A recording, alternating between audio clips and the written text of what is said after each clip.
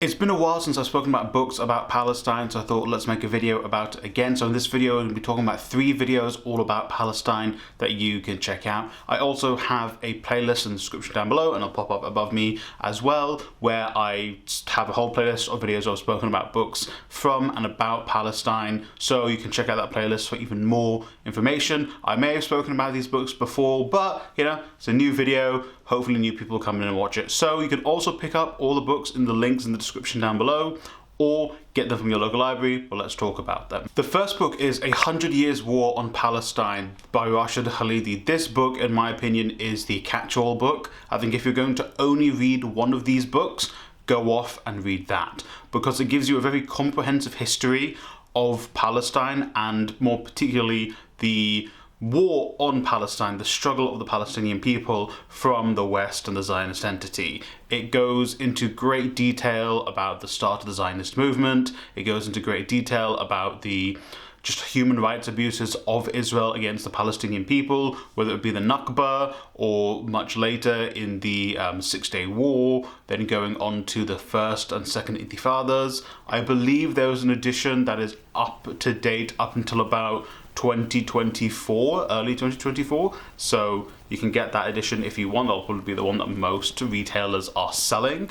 And yeah, it's just a very comprehensive look. It's a very good look. It goes into good detail. It gives you information that will oftentimes be missed in other books, because other books might find the information superfluous because they have a very specific topic. They're specifically looking at the Nakba, specifically looking at the impact on certain aspects of Palestinian life, whereas this is trying to give you a broader overview of everything, but still try and remain pretty comprehensive and give you an overall history of Palestine.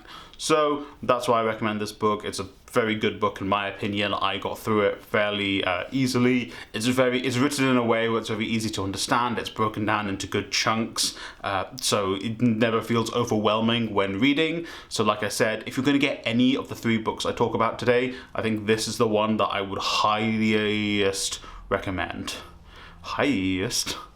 Secondly is Palestine by Joe Sacco. This is actually a graphic novel by Joe Sacco, who is a Maltese American who went to Palestine around, I believe, the Second Intifada, and in doing so, he was experiencing firsthand what life was like for the Palestinian people. He went there not knowing really anything about what was happening in Palestine. I think he literally went there with friends, and basically in this, he is documenting what he saw, the interviews he had with people, seeing the harsh conditions the Palestinians lived in, the oppression they faced from the Zionist entity, and it is such a heart-moving and heart-wrenching graphic novel. And I think in particular this would be good for someone who doesn't really know what happens in Palestine and is maybe coming at it with a similar lens to Joe Sacco, someone who doesn't actually know the situation, or someone who doesn't really have an informed opinion on it,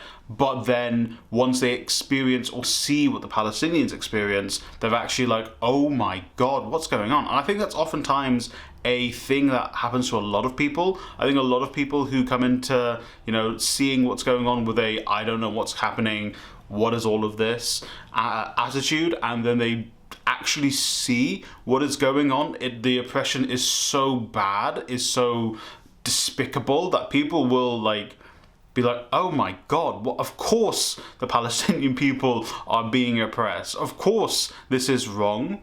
And I think it's important to see that process, and I think Joe Sacco presents that in his graphic novel, and it's, you know, he went off, he won awards for this. He's a multi-award winning graphic novelist as well. So it's very good. It's very well written. The artistic style does also his artistic style lends itself to telling this sort of story. If you've read Mouse, the artistic style of it lends itself even to that very harsh story. Well, it's not a story, it's reality. To that very you know, the artistic style brings out the just sheer, what's the word?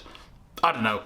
You know, it lends itself to the graphic novel, and the use of color as well, in my opinion, is really great. It's all mostly like blues and darker lines and stuff. So again, I highly recommend this, and it's a graphic novel, so it's a little bit easier to get through. You could probably get through this in a couple of sittings, if not one, if you're a very avid comic book reader. So Palestine by Joe Sacco. And thirdly, Witness in Palestine by Anna Baltzer. This book I think might be a little bit more advanced, or at the very least it's a book that's more, you really need to be emotionally prepared for reading this, because Anna Baltzer basically was a Jewish American journalist slash humanitarian who went to the West Bank to basically help Palestinians, help Palestinian organizations. She went kind of around just before the Second Intifada, and then the book basically covers 3 instances of her in Palestine. So before the Second Intifada, after the Second Intifada, and slightly more after the Second Intifada.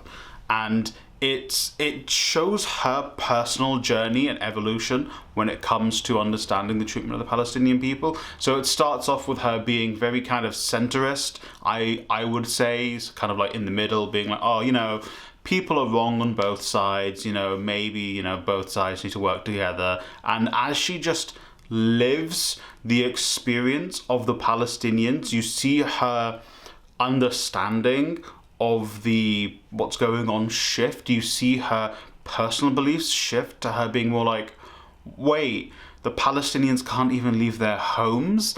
They've built a fence around this family's house and they can't leave it. Wait, I think I made a whole video on it, which I'll link here above and in the description, where she talks about, I think I cried when I was making that video. She talks about how a man and his wife were trying to get to a hospital because she was having complications with her pregnancy. I think she was giving birth way too early. And they were trying to get to the hospital, and they had to go through a checkpoint. These checkpoints are illegal, by the way. They shouldn't be there. And the Israeli occupation force soldiers who were there were like, no, you can't go through. And for 3 hours, they were arguing, being like, my wife is in like labor far too early. There's problems, there's complications. We need to go through. And they had to fight with the Israeli occupation force soldiers. And the reason they weren't letting them through was for no reason. They were like, we need your ID cards. And they took the ID cards. They looked at them for about 3 hours and went back and said, I don't know about this. And then they did it again. And then eventually they let them through. And unfortunately, when they eventually reached the hospital about 5 hours later than they should have, their child had died.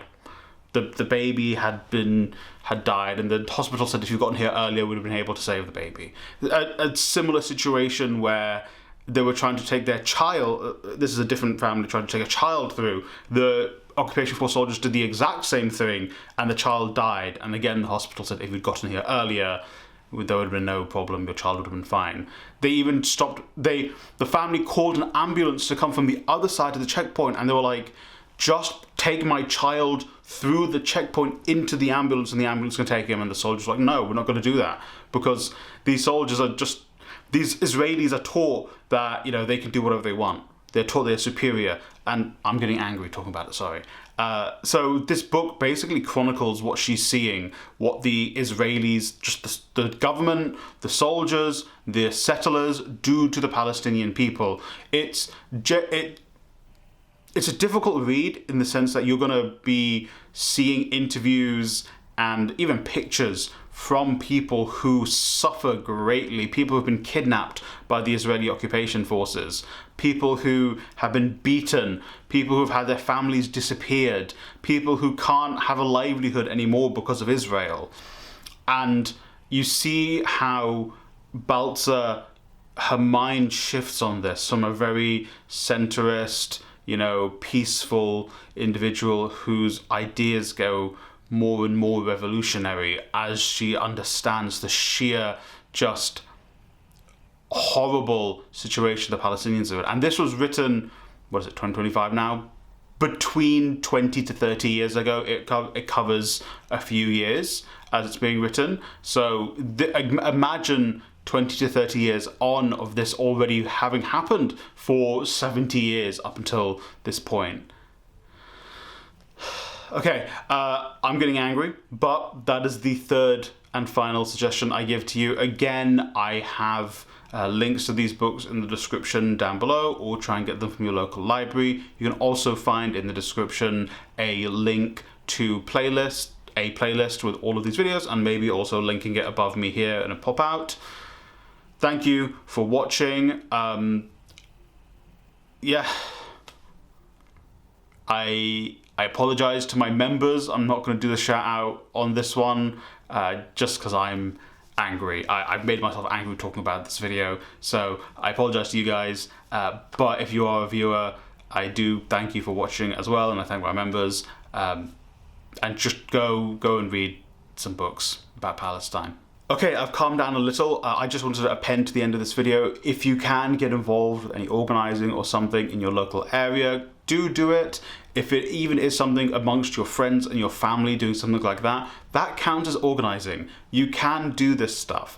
If you want to get involved with boycotting, I highly recommend it. The Boycat app is the official boycott partner of the BDS movement. It's really great. You can scan products and it tells you if it's associated with Israel. It gives you different levels and different tiers. For example, I used to drink Monster and now I don't drink it anymore because it's owned by Coca-Cola, which is on the boycott list.